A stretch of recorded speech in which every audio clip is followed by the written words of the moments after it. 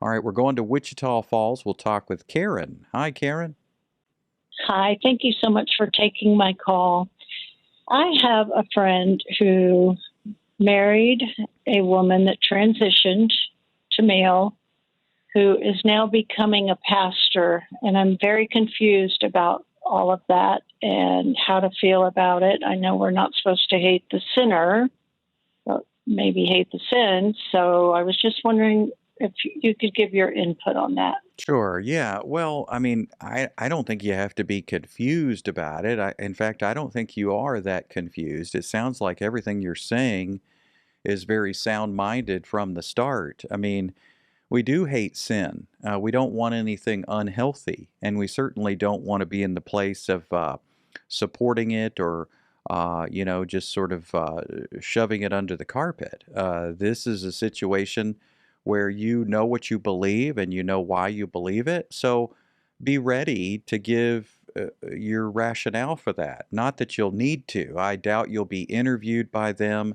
I doubt they'll be running around looking for approval or getting approval from a majority anyway.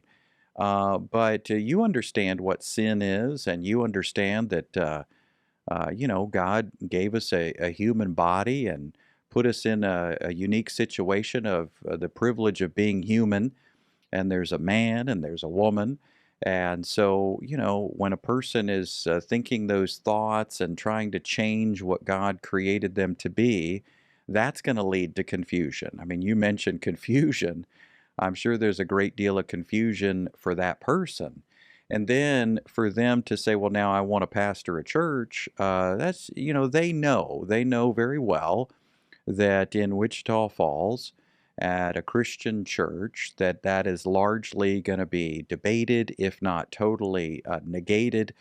And so they're stoking the fire.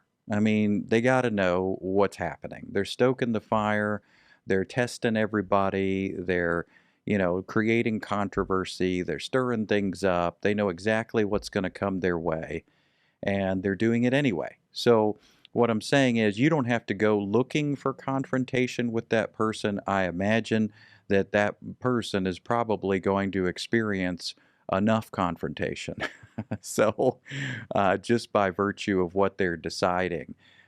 Clearly, the scriptures talk about qualifications for an elder, for a deacon, for a pastor, an overseer. Um, and a person who's confused about what body they should be in is not really in a healthy state of mind to be able to give counsel to married couples and teenagers and children and other duties that a pastor needs to be able to carry out. So your concerns, your hesitations, your doubts are completely warranted, and I think you've got sound thinking there. So I hope that it encourages you in the right direction. And all you can do is pray for a person and be available to the Spirit of God. And I hope again that helps. Reach out to us anytime. There, Karen. Great to hear from you.